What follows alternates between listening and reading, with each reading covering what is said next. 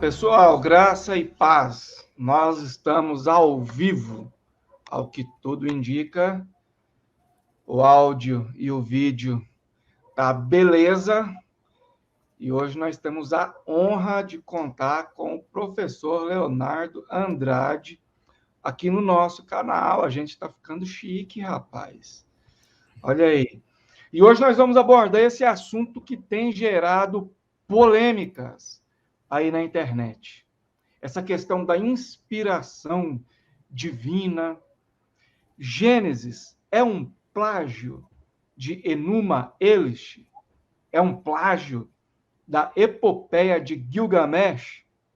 Qual documento é mais antigo? Quais as semelhanças? O que a gente pode dizer a respeito disso? E as línguas originais? Então, hoje eu trouxe aqui para vocês um especialista nesse assunto, que vai estar respondendo aí algumas perguntas dentro desse programa, e eu tenho certeza absoluta que essa live, esse programa aqui, vai ser de imensa serventia para o seu crescimento intelectual e espiritual, certo? Eu vou falar mais daqui um pouco, eu vou deixar o nosso convidado aí se apresentar. Então, o professor Leonardo tem aí a oportunidade para se apresentar. E aproveite, professor, e diga aí aos nossos telespectadores que nos honram aí com a sua audiência, onde eles podem encontrá-lo nas redes sociais, no YouTube. Se o senhor tiver algum livro aí lançado e quiser falar também, fique à vontade. Se apresente aí para a gente. Olá a todos vocês, eu sou o professor Leonardo Andrade, né? A gente está aí permeando, né, esse caminho, né?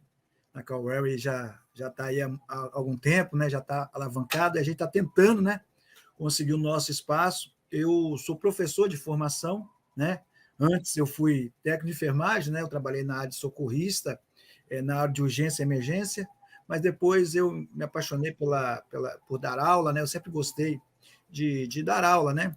E a gente começou a permear esse caminho. Eu me formei em História e fiz uma pós-graduação também na Unida, né? Fiz bacharel em Teologia, fiz Filosofia também, fiz proficiência em Filosofia também, e fiz algumas pós-graduações, e o mestrado foi livre, né? Mas não deixa de ser um mestrado, assim, eu acho, com um bom conhecimento, né? Fiz alguns cursos por extensão, esses são pelo MEC, né? Pelo MEC e CAPES.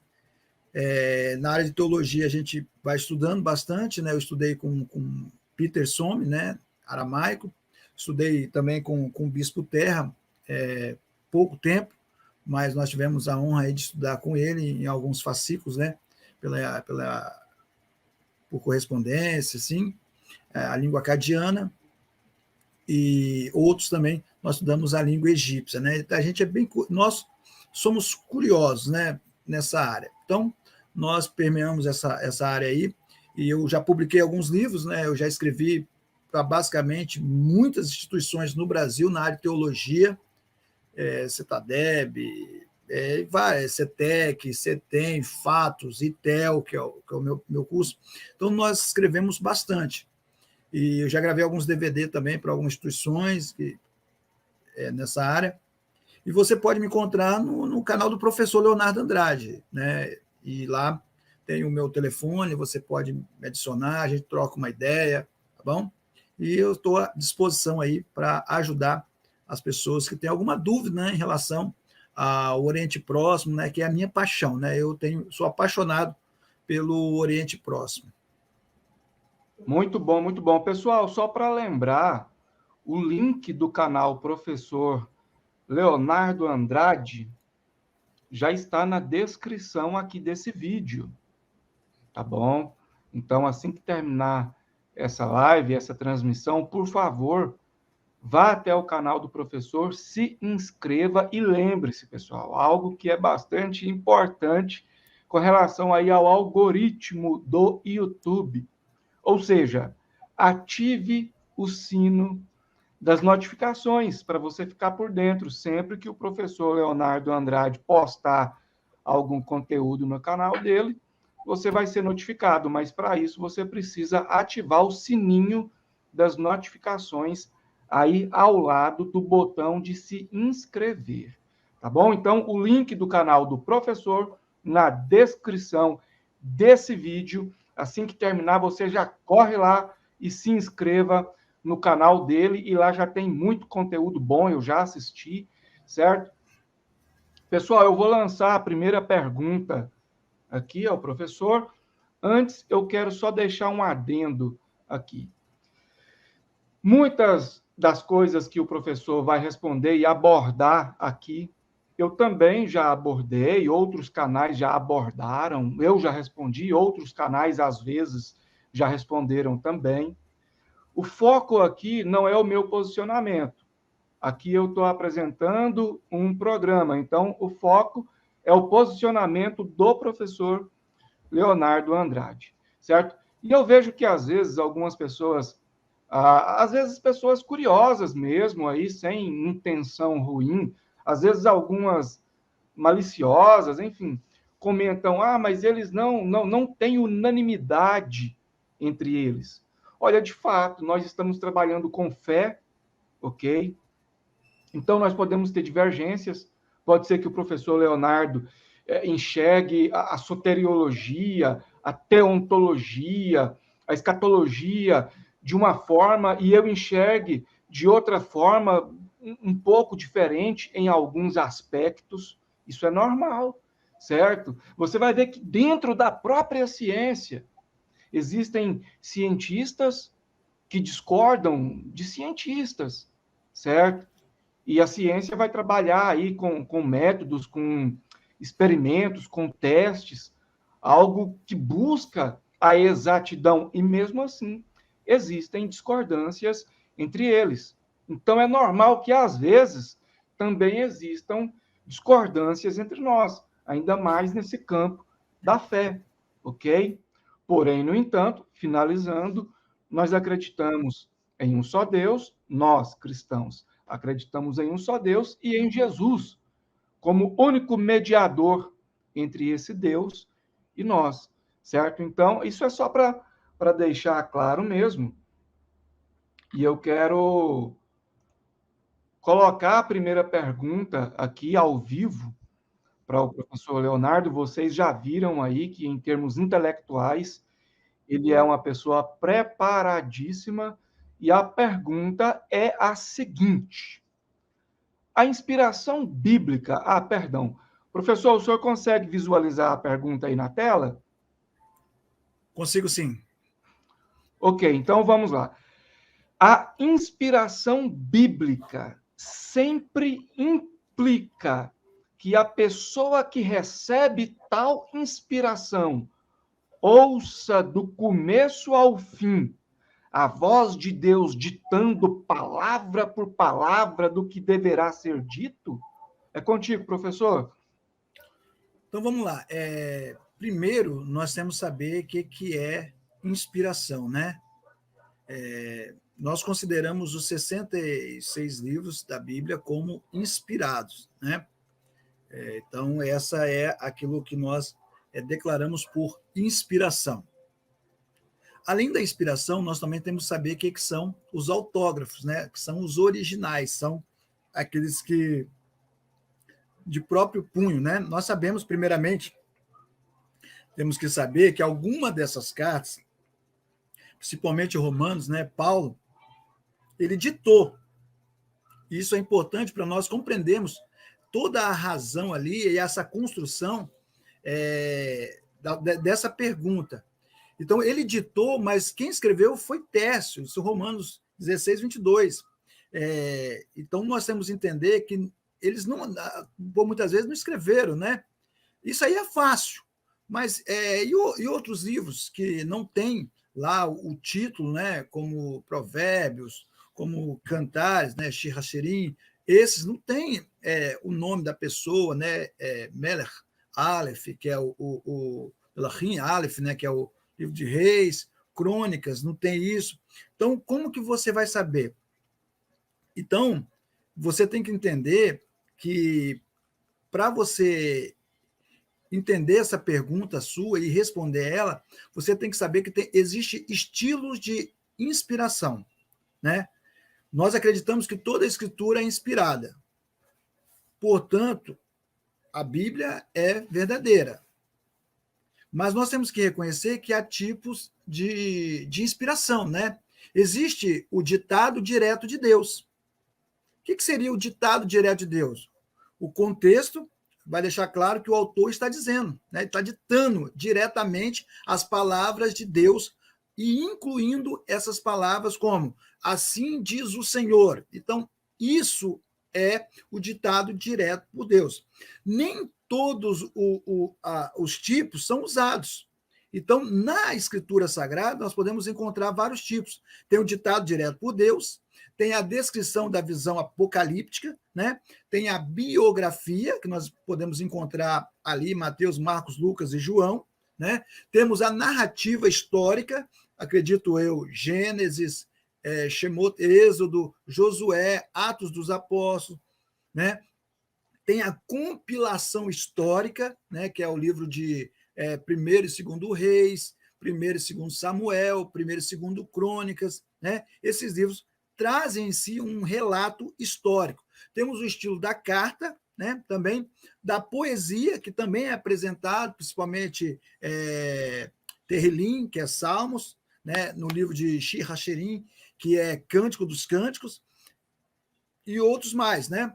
Temos literatura de sabedoria, que é Provérbios, Eclesiastes e Jó, né? Então, nós temos essas questões. Existe um parâmetro que é chamado de Tratado de Suzerain Vassalo, né? Que é um tratado altamente estruturado entre um senhor e seus súditos, né? Dentro dessa composição de gênero literário. Isso é usado muito em Deuteronômio. Então, alguns estudiosos afirmam que esse mecanismo, esse tipo de inspiração é usado ali. Então, quando você vai responder a sua pergunta, né, o que implica a pessoa que recebe lá ou ouve do início ao fim, depende de qual tipo de revelação que ela está recebendo.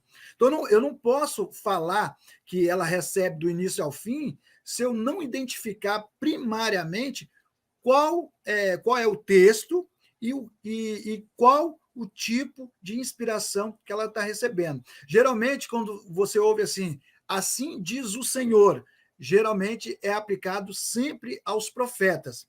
Já nesse caso aí, você tem que identificar de uma maneira mais genérica, mais ampla, né? Então, não é do começo ao fim, a maioria das vezes, mas é possível entender que a Bíblia é de forma inspirada, né? Até os pneustos, né?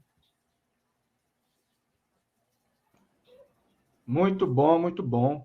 Algumas pessoas podem dizer assim: mas Paulo usa Platão em suas cartas. Como isso pode ser inspirado? Pessoal, é o seguinte: quando você vai falar da Bíblia e do molde bíblico de inspiração, você tem que usar a Bíblia e o molde bíblico de inspiração. Isso é uma questão de lógica básica, básica, básica. Você não tem que pegar o seu método, o seu entendimento, o seu achismo de inspiração e tentar submeter a Bíblia a ele. É você que está questionando, é você que está indo até a Bíblia, então você tem que usar aquilo que a Bíblia traz. Por exemplo, Paulo não usa só Platão dentro desse contexto. Aí, tá bom? Não estou falando de ipsis literis. Mas em termos de ipsis literis, Paulo usou, por exemplo, Epimênides, quando diz assim: nele nos movemos e existimos, certo?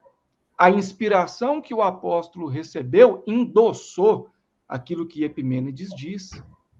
Então, às vezes Epimênides disse isso na época e nem sabia que estava sendo inspirado ou que o que ele disse seria usado posteriormente pela inspiração do apóstolo Paulo, pela inspiração que o apóstolo Paulo recebia. Então, a inspiração bíblica, ela é diferente do que muitas pessoas pensam. Não é, professor? Porque, às vezes, a pessoa pensa assim, olha, a inspiração bíblica é quando o autor bíblico fecha os olhos e escuta Deus ditando palavra por palavra que deve ser escrita. Não é assim. Pode falar, professor, fique à vontade. Então, às vezes nós acreditamos que só porque ele citou é considerado inspiração, ou um plágio, ou algo do tipo, mas não. Só passa a ser inspiração quando há uma ação divina, há uma ação transcendente em relação ao mecanismo de literatura, né? Então, você tem um texto ali que nós, cristãos, por muitas vezes, né, cristão por parte do protestantismo, não aceita, que são os livros considerados apócrifos, né? Primeiro e segundo Macabeus. Mas se você ler Macabeus, você vai ver que é uma história verdadeira. É uma história que passa provavelmente no ano 167 a.C., na guerra entre os Macabeus, né, contra Antíoco Epifanes. Então você vai ver que a história é verdadeira, ali não tem nada de mentira. Porém, é uma história verdadeira, mas é apenas um livro que não traz um resultado espiritual. Uma certa vez eu vi o pastor Rodrigo Silva recitando, e ele disse uma palavra assim que eu achei muito interessante, que ele fala assim, você pode colocar qualquer livro dentro do presídio, livro que for, Saramago, os melhores, né? Machado de Assis, Guimarães Rosa, você coloca lá. Porém, o único que vai mover e confrontar e mudar a pessoa é a Bíblia Sagrada, porque ela tem um poder, né?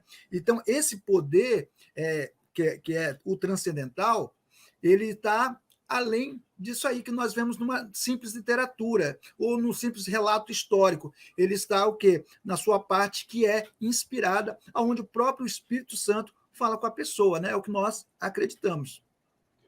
Pois é, e pegando um gancho nisso que o senhor acabou de falar, por exemplo, nós podemos observar o livro de Enoque sendo citado na Bíblia, o apóstolo Pedro traz isso, a epístola de Judas. Então, aqueles trechos são inspirados e ou endossados pela inspiração que o autor recebia naquele momento, certo? Isso não quer dizer que tudo que está no livro de Enoque é inspirado. Então, aqui, de acordo com o que o programa for desenrolando, vocês vão entender melhor o que a gente está querendo dizer. Professor, aproveitando o embalo, professor Kleber Guedes fez uma pergunta aqui e eu achei interessante, o senhor podia responder, e aproveitar que já está com a mão na massa mesmo. Professor Leonardo, o que se deve ser entendido como inspirado? O texto original escrito pelos autores ou as cópias posteriores também são inspiradas? É contigo, professor. Então, Kleber, né?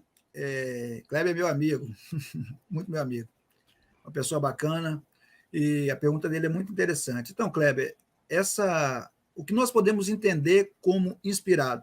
Para mim, a Bíblia ela é toda inspirada, né? Porque toda a escritura é inspirada por Deus, está escrito lá, na Brit Hadashah, né? No Novo Testamento, na Nova Aliança. Então, isso eu não posso tirar de lá. Se eu tirar o Novo Testamento, aí sim, se eu não acreditasse. Então, ela é toda inspirada. As cópias são inspiradas? Sim, são inspiradas. Mas o que é inspirado na cópia? É a informação, é a mensagem. Você quer ver um exemplo? Eu não acredito muito que o nome do Eterno, né, Yud-Re, Wal-Re, seja Jeová. Para mim é uma criação de Raimundo Martí, né, que tentou juntar as vogais no tetragrama sagrado. Mas, independente disso, quando você fala Jeová, a mensagem ela está indo direcionada para o foco principal, que é Deus. Porque na sua mente, no seu coração, a direção é essa, não vai desviar. Entendeu? Para mim, de igual modo, a mensagem cerne, central da Bíblia Sagrada, ela não deixa de ser passada. Apesar de reconhecer que há erro de copista, há alguns erros de traduções, alguns equívocos, né, humanos, não divino, né, mas o cerne da mensagem, o tema central da palavra de Deus, que seria a salvação, ele não deixa de ser passado nunca. Por isso que é inspirada por Deus. Bom, eu quero trazer aqui a outra pergunta.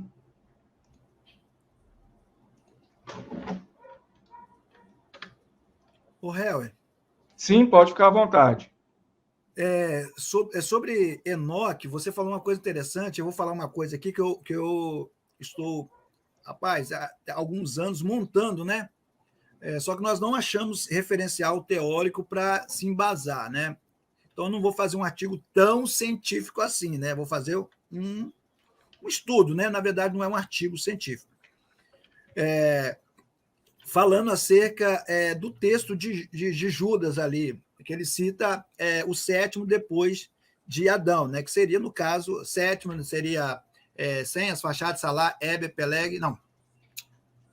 Sete, Enos, Cainã, Malalel, Jared e Enoque, né? Seria esse. Então, seria Enoque. Então, ele cita, para alguns, ele cita a literatura de Enoque.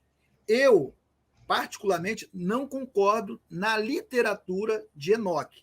Eu acredito que, quando você estuda no judaísmo, existem dois tipos de coisa. Isso vai ser importante para entendermos sobre o gênero literário de Gênesis, a literalidade, algo assim. Você estuda a Torá Shebiritav, que é a Torá escrita. E você estuda a Torá Shebel-Peh, que é a Torá transmitida oralmente. Acredito eu que aquilo ali é apenas uma transmissão oral, não propriamente literatura, né? Então, acredito que seja assim, como dizia, já no sentido assim, os antigos, né? Eis que Enoque profetizou, entendeu? Como diziam já os antigos. Então, nesse sentido, no sentido de Torá Shebel-Peh, entendeu? Então, só para o público aqui entender um pouquinho sobre essa questão, essa divisão, né? E até o ano 100, provavelmente, a transmissão da Torá era feita basicamente oralmente, né? Até o príncipe Hanás pegar e sob maldição, né? Acreditava-se que havia uma maldição, quem fizesse isso, ele escrever e compilar lá todo o tratado de Torá oral, né? Então ele fez isso, fez o Pirkei Avot e outros estudos lá de oralmente. Então acredito não na literatura, e sim na transmissão oral daquele fato. Muito bom, muito bom. Essa questão de Enoque aí e outros, aí às vezes gera polêmica mesmo.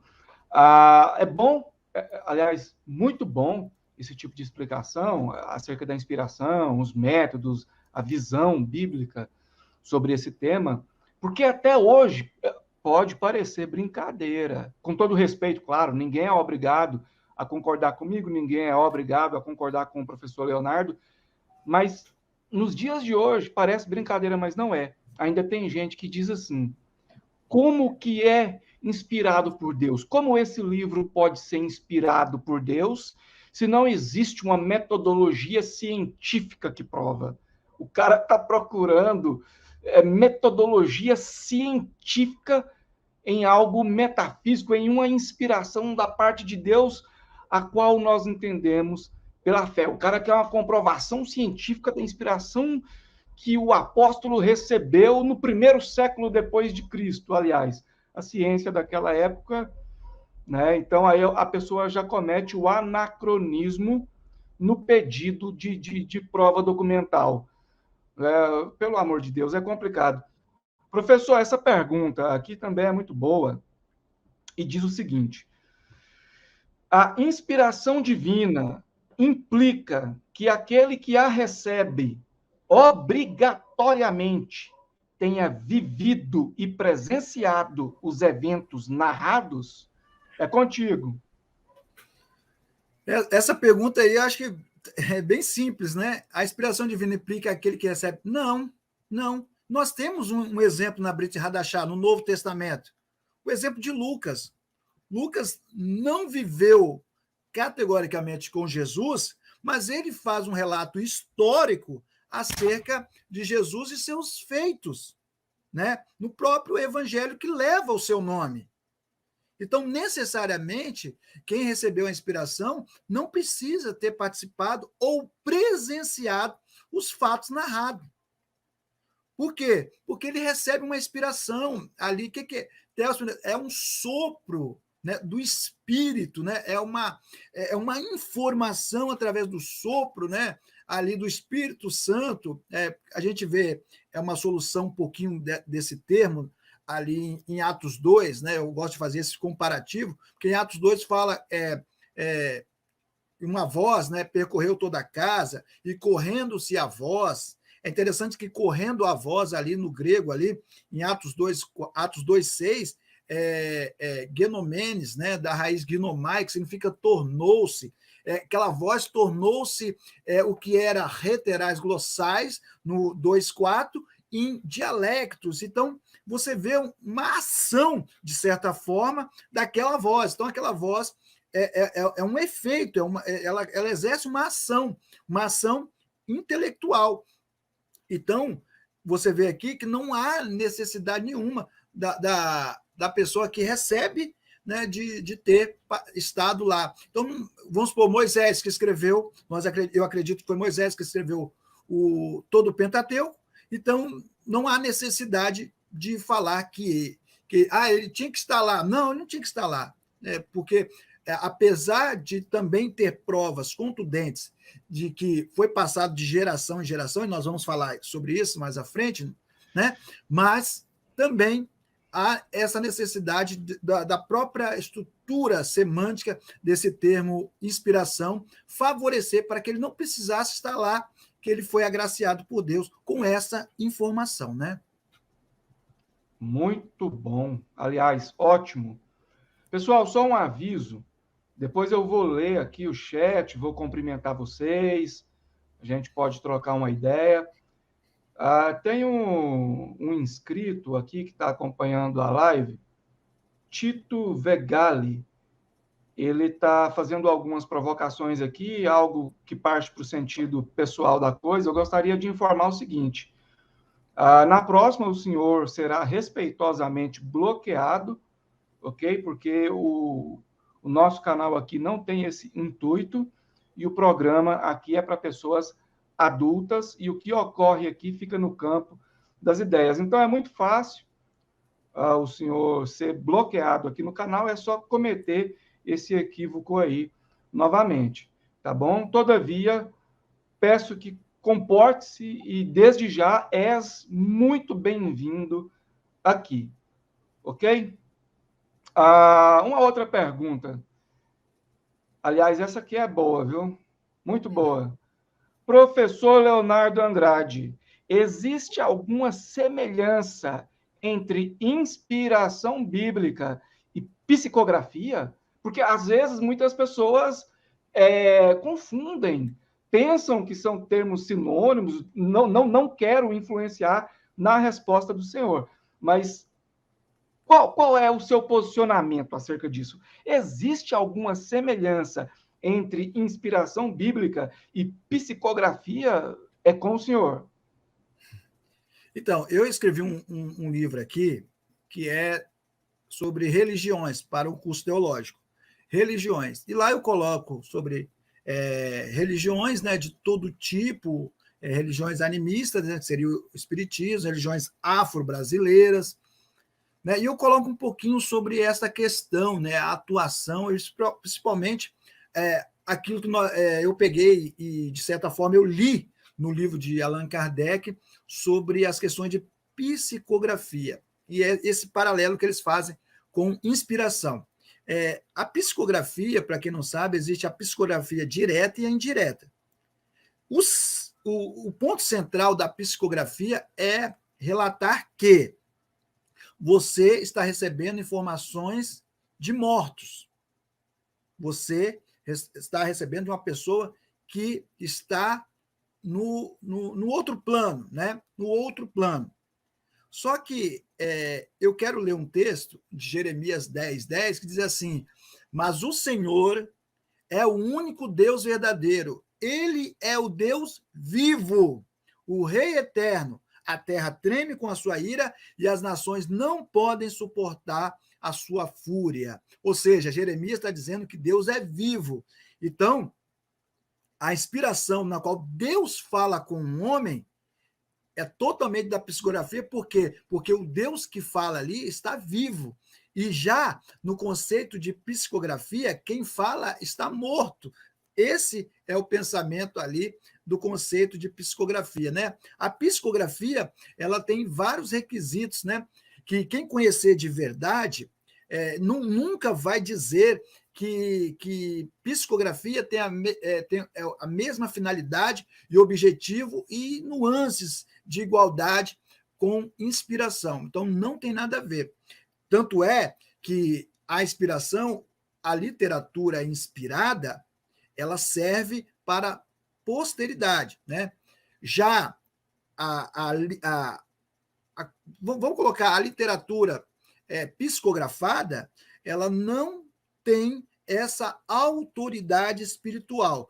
Por muitas vezes, na maior delas, é usada pessoalmente, somente para uma pessoa. Já a Bíblia Sagrada, que é inspirada, ela é universal, é para todo ser humano. É nisso que nós acreditamos. Muito bom, muito bom. Isso aí já quebra aquele mito equivocado de que muitas pessoas, não estou generalizando e respeito o posicionamento de cada um, mas muitas pessoas pensam que inspiração é o mesmo que psicografia. Então, gente, é isso aí. A próxima pergunta. Essa aqui é braba. Existe algum fator científico que atesta a inspiração divina ou o único método é a fé? Bom, eu já até toquei nesse assunto aí anteriormente, mas eu quero ver a resposta do professor Leonardo Andrade. É contigo. Olha só, nós lidamos com fé. Eu estudei na pós-graduação, eu estudei uma disciplina que seria o diálogo, se eu não me engano, era o diálogo interreligioso, que nós analisamos o fenômeno, nunca o transcendente, entendeu? O que estou vendo hoje por aí é muitas pessoas analisando o transcendente, esquecendo o fenômeno, né? E dizem que isso não, é o debate acadêmico.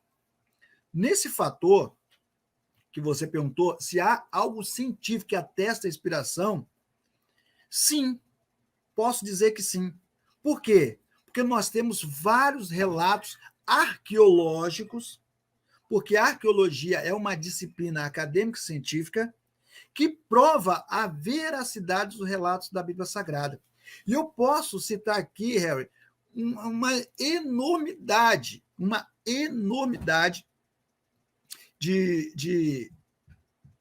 de fatos, né, que comprovam a veracidade. Mas, principalmente, eu queria falar aqui sobre os 16 achados, né, as 16 inscrições que foram achadas, né, no Egito, por Matthew Flinders Petrie, né? Ou Flinders Petrie, ali em Serab el-Kadim, Uad Nasbi, Uad el-Hou e Nahum. Isso foi em 1905. Porém, ficou guardado isso aí, né? E somente depois, agora com Olga Goldwasser e principalmente com Douglas Petrovich, que ele começou a decifrar todos esses relatos, né? Então, esses relatos, eles trazem comprovações fantásticas. Nesse relato, principalmente em Kibet el-Kadi, ele prova algumas coisas que trazem um paralelo entre Abraão até Jacó. E esse paralelo com a arqueologia daquilo que foi achado, principalmente do texto lá, e ele foi em sua jornada desde Neguev até Betel, até o lugar da tenda onde estava o início, né? Entre Betel e Ai. Então, isso já demonstra uma certa veracidade, né? Temos essas comprovações de Kibet el-Makati, né? Foi achada ali algumas comprovações que relata esse texto, né? Nós temos a comprovação do artefato que se chama Sinai 115, né? Que se diz assim: 6 levantinos hebreus de Betel, o amado, né? Isso aí você pode ver que na tradução de Douglas Petrovitch, do livro dele, ele faz algo fantástico, mas pena que só tem em inglês, A Origem do Alfabeto. Esse livro ele traz coisas fantásticas. Então, no Sinai 115, você vai poder ver o quê? Que ali é uma comprovação fantástica. O Sinai 115 é uma das provas mais contundentes, né, datada da 18ª dinastia, né, de faraó Amenhotep, né, terceiro, isso cerca de 1842 a.C. Também pertence àqueles achados em Serap el-Kadim, né? Então, isso aí é uma prova de que a escrita está em hieroglifos, e ela prova o quê? Que Jacó levou a sua família aproximadamente 1876 a.C. para o Egito. Então, é uma prova fantástica, né? Desse relato aí. Então, eu fiz até uma transliteração, né? Que eu gosto muito do egípcio antigo, né? Estudei um pouco. Aí aqui você tem Ite Nui, Sershu, Iber, né? Geb, Itumer.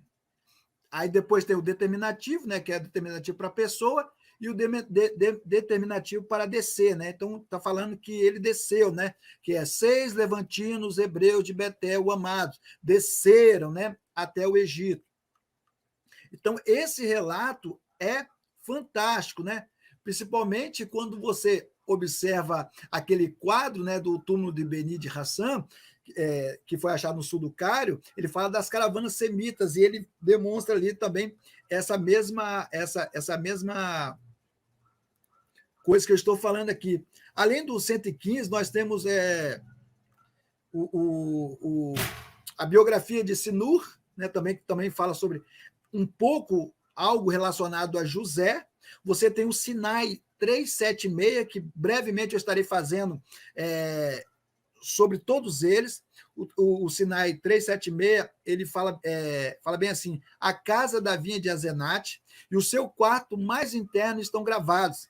Eles ganharam vida. Então, quem é Azenate? Azenate seria a esposa de José, né? A esposa egípcia de José. Então, mais uma vez, você pode comprovar isso em Gênesis 41, verso 45, né? Então, você já tem um relato bastante interessante. Então, todo o contexto ali vai favorecer para isso, né? Além da composição do Ixos. Nós temos também o Sinai 349, que fala assim: venham, tratemos-los como sabedoria, senão eles se multiplicarão, porque fala sobre os Ixos, né?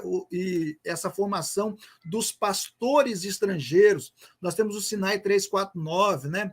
O Sinai 346. O Sinai 346, para mim, eu vou parar, senão a gente vai estender muito, são 16 achados, né? E às vezes nós, Harry, olhamos as pessoas falando na internet que a Bíblia não tem prova nenhuma, não tem comprovação. Meu irmão, são muitas as comprovações acerca da Bíblia. A inscrição 346 também faz parte de 16 artefatos ali encontrados por William Flanders Petrie, e também não posso negar a sua esposa, né? Esse para mim é o melhor, entendeu? Esse para mim, esse Serap el-Kadim, para mim, é o melhor, porque ali foi achado, o Harry, uma esfinge.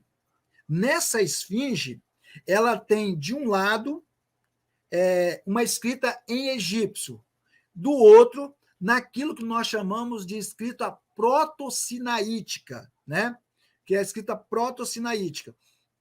Então, nós temos, de um lado, egípcio, do outro, proto-sinaítico.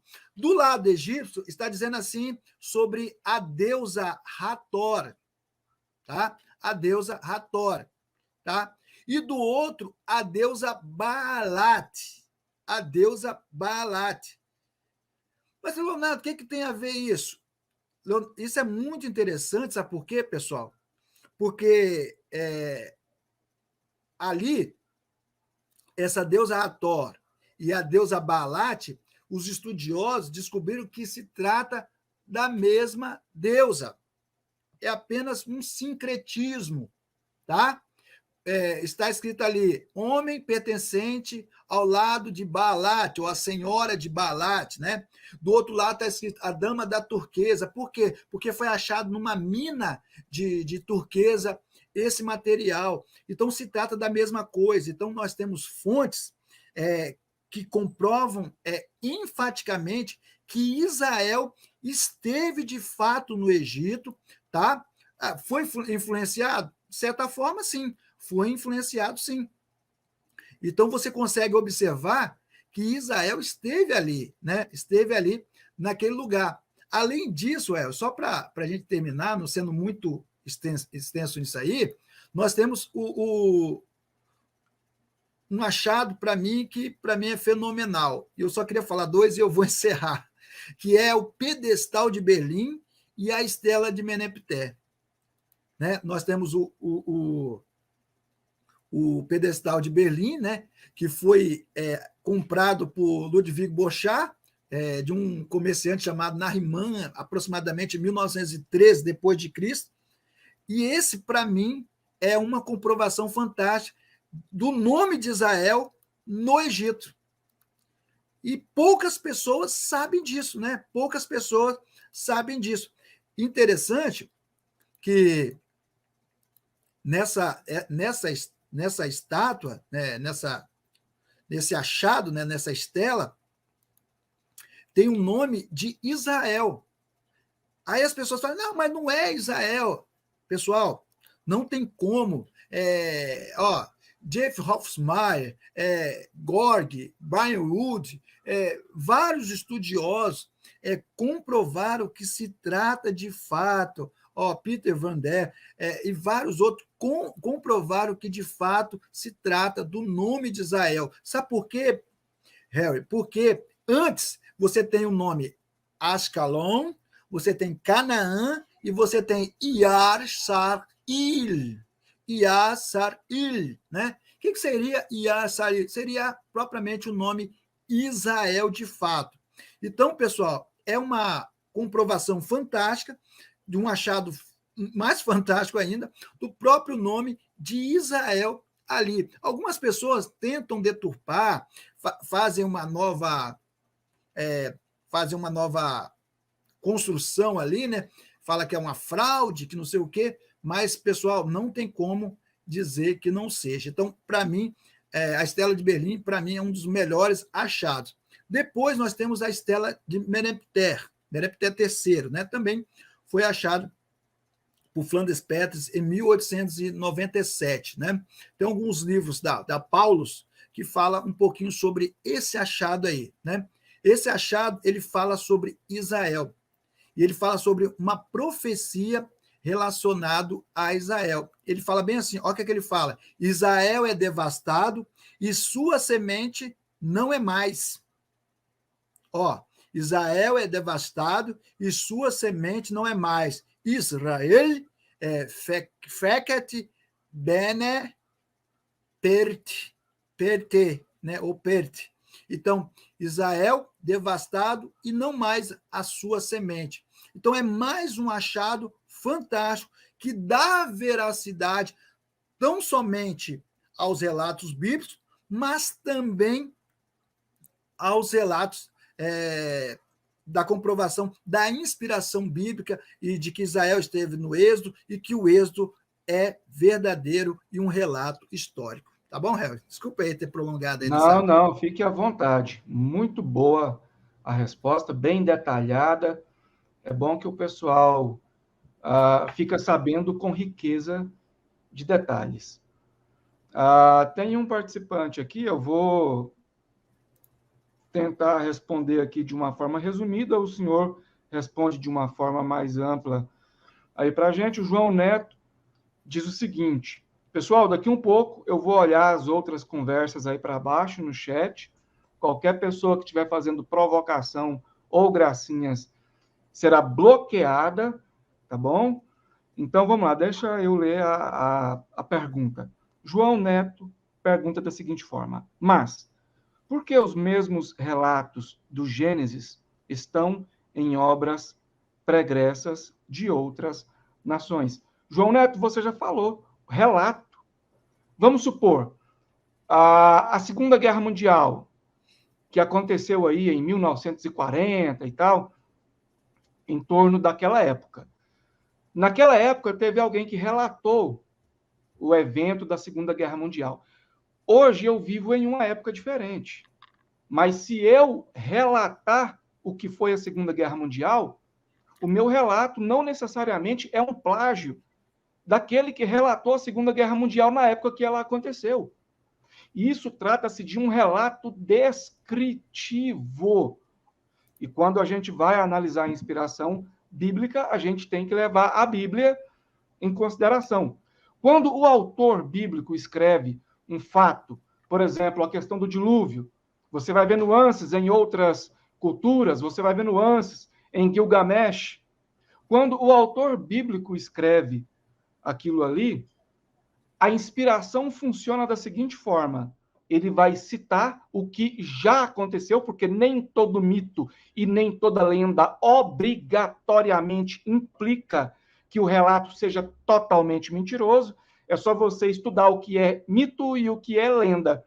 Você vai ver que nem todo mito e nem toda lenda obrigatoriamente implica que o relato seja totalmente mentiroso. Tá bom? Então, a pessoa que escreveu ali o Gênesis, conjecturo eu também que seja Moisés, não tenho como afirmar, mas conjecturo que tenha sido Moisés. Citou algo que já tinha acontecido, já tinha sido relatado.